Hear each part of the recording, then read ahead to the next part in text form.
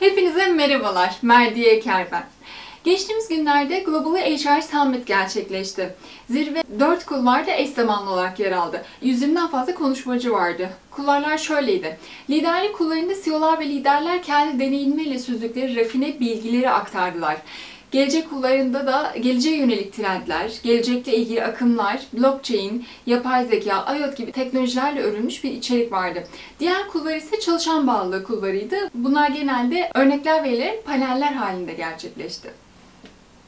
Bu kulvarlarda konuşulan ana tema ise çalışma hayatının geleceği nasıl olacak, iş hayatının anlamı, sürdürülebilirlik, yeni nesil liderlik anlayışıyla birlikte çeşitlilik, kapsayıcılık, yönetim kurulunda kadın temsili gibi önemli konulardı. Sürdürülebilirlik konusuyla hayattan örneklere önem verilmesi de zirve saygımı bir kat daha artırdı. Bu konu başlıkları ve gündeme yönelik yoğun içerik İK'nın geleceğine dair beyin fırtınası gerçekleştiren bu zirvede katkısı bulunan herkese çok teşekkür ediyorum. Zirveye dair notlarım ve yorumlarımla ilgili bir video olacak. İlginizi çekiyorsa kanalıma abone olarak bu videoyu beğenmeyi unutmazsanız çok sevinirim. Bu konu başlıklarını fikirlerimi paylaşmak istiyorum. Sürdürülebilirlik, günümüz şirketlerinin ve yatırımcıların gündemlerinin başlarında yer alan konularından biri. Bu dönemde şirketlerin sadece hizmetleri veya satışları ile finansal başarı elde etmiş olmaları yetmiyor. Günümüz dönemi insanları şirketlerin çevreye duyarlı olmaları, insan yaşamına zarar vermeyecek işler yapmalarını bekliyor. Bugün maalesef karşı karşıya kaldığımız küresel ısınma, biyoçeşitliliğin kaybı, kaynakların hızla tüketilmesi veya kirletilmesi, büyük bir hızla artan nüfus ve bunun sonucunda ortaya çıkan çevresel problemler, insanlığı yeni bir düzen arayışına, bu problemlerin artışını durduracak, problemlere çözüm olacak gelişmeler bulmaya zorluyor. Dolayısıyla şirketlerde sadece kendi finanslarını kalkındırma dışında işin sosyal ve çevresel boyutunu da düşünmek zorunda kalıyorlar. Tüm bu nedenlerden dolayı da şirketler sürdürülebilirlikle ilgili stratejilerini uzun vadede hayata geçirebilmek için ekonomik, sosyal ve çevresel sürdürülebilirliğin bir bütün olarak düşünerek kurumsal sürdürülebilirlik yaklaşımlarını benimsiyor ve yine bu modellere göre klasik iş modellerini değiştirme eğilimine gidiyorlar. Yeni düzen ise şirketlerin kar elde etme amacının toplumsal çıkarlarla paralel olabileceği bir kazan-kazan ilişkisini tanımlıyor. Yani artık şirketin sadece şirket ortaklarına karşı değil, toplumsal ortaklarına karşı da bir sorumluluğu var. Şu da bir gerçek ki günümüzün küresel bilgi dünyasında şirketlerin içinde bulunduğu toplumdan bağımsız ve aykırı durması düşünülemez. Kaldı ki işletmenin tanımında şirket sermayedarlarına ekonomik kazanç sağlarken içinde bulunduğu topluma da bir fayda sağlıyor olması esası vardır. Sürdürülebilirliğin etkileri arasında düşük işletme maliyetleri, marka sadakat ve farklılık, rakiplerinizden geri kalmamak, yeni müşteriler çekip satışı artırmak, çalışan bağlılığı sağlamak yer almaktadır. Zirvede pek çok sektörden değerli isim sürdürülebilirlik konusunda kendi uyguladıkları yöntemi gösterdiler. Bir diğer konu ise tüm dünyayı popülerliğe kasıp kavuran blockchain'di. Burada kendi araştırmalarım ve yorumlarım da yer alacak. Blockchain'in İK'da en umut verici kullanım örnekleri nelerdir? Bugüne kadar yapılan blok zinciri deneyleri blok zincirinin tanımlayıcı özelliklerinden yalnızca bazılarını içerir. Bu İK kullanım örnekleri yine de İK için blok zincirinin geleceğini bir bakış sunuyor. İstihdam geçmişi kontrolleri. Bir blok zinciri ağında izinli başvuru saatleri çalışma geçmişlerinin değişmez bir kaydını sağlayan sanal kimlik bilgilerini edinebilir. Bu blok zincirinden yararlanan olası işverenler hileli başvuru olasılığını ortadan kaldırır. Veri güvenliği ve erişimi. İşverenler çalışanlar hakkında büyük miktarda özel bilgiye erişebilir. Bir blok zincirinde kayıtlar şifrelenebilir ve sabit bir şekilde kaydedilebilir. Özellikle tıbbi birimler veya performans geçmişi gibi özel kayıtlar için önemlidir. Ancak bu kayıtlar gerektiğine doğrulanmış ve izin verilen katılımcılarla sınırlı biçimde de paylaşılabilir. Sözleşmeler veya belirsiz süreli çalışanlar için akıllı sözleşmeler. Akıllı bir sözleşme tüm katılımcılar için uygulanabilir ve değişmez haklar ve yükümlülükler oluşturur. Örneğin İK'daki değişmez sözleşmeler çalışanları atanan görevleri tamamladıktan sonra otomatik olarak ödeme izni çıkabilir. Bu da çalışanlar için birçok prosedür işini kolaylaştırır. Ödeme ve avantajlar.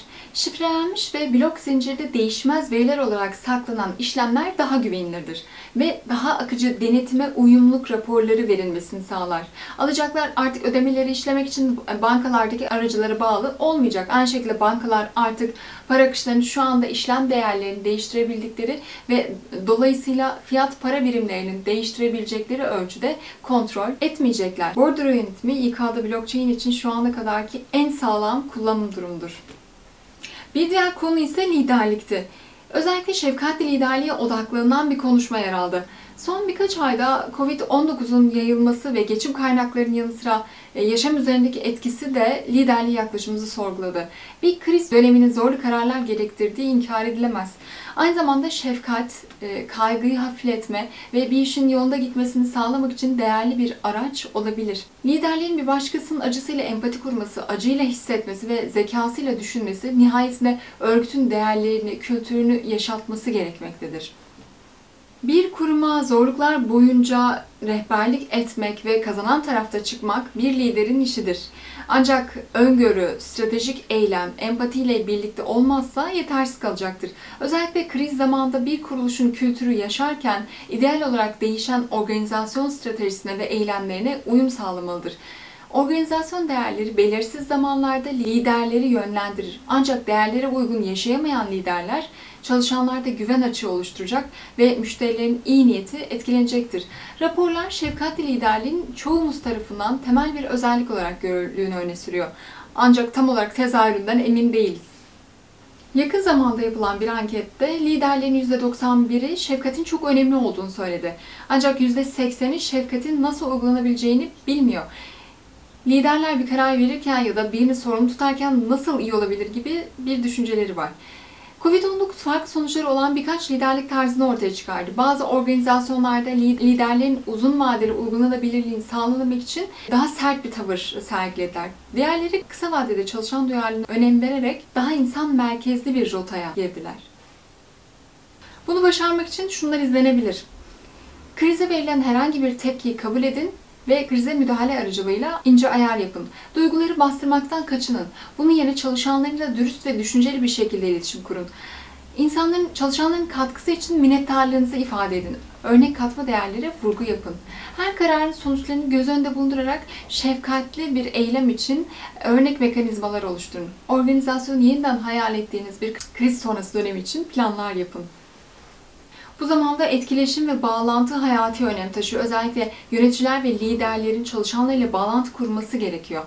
Bazen liderlerin bu alanda yetenekli olmaları gerekiyor. Etkili olmak için çalışanların ve liderlerin öncelikle kendini motive olması gerektiğini düşünüyorum. Çalışan bağlılığına dair neler söylenebilir? Bir bakalım. Ekibe krizle başa çıkması ve işe güvenli bir şekilde dönüşü hazırlaması için rehberlik sağladığından çalışan bağlılığını sağlamada liderlik şimdi çok daha önemli. Çalışan bağlılığı, akıl sağlığı ve ilerlemeyi bildirme ve krizin üstesinden gelme konusunda hikayeyi anlatmaya öncelik verilmelidir. İşverenler takımlarını yeni normal için beceriler geliştirebilmesi için öğrenmeye ve gelişmeye odaklanmalıdır. Kriz sırasında geliştirilen ekip bağlantısı, üyeleri bir araya getiren ve formaliteleri azaltan yeni ritüellere yol açar. Korku ve kaygı, empatik iletişim gerektiren, ele alınması gereken konular arasında olmaya devam ediyor. Daha önce de belirttiğim gibi zirvelere çok önem veriyorum. Videoyu buraya kadar izlediğinize göre siz de. Mümkün olduğunca blog yazmaya başladığımdan bu yana hep İK'daki güncel gelişmeleri takip edip bunlar hakkında yorumlar yapmak için önemli bir zaman ayırıyorum. Beni desteklediğiniz ve takip ettiğiniz için çok teşekkür ediyorum.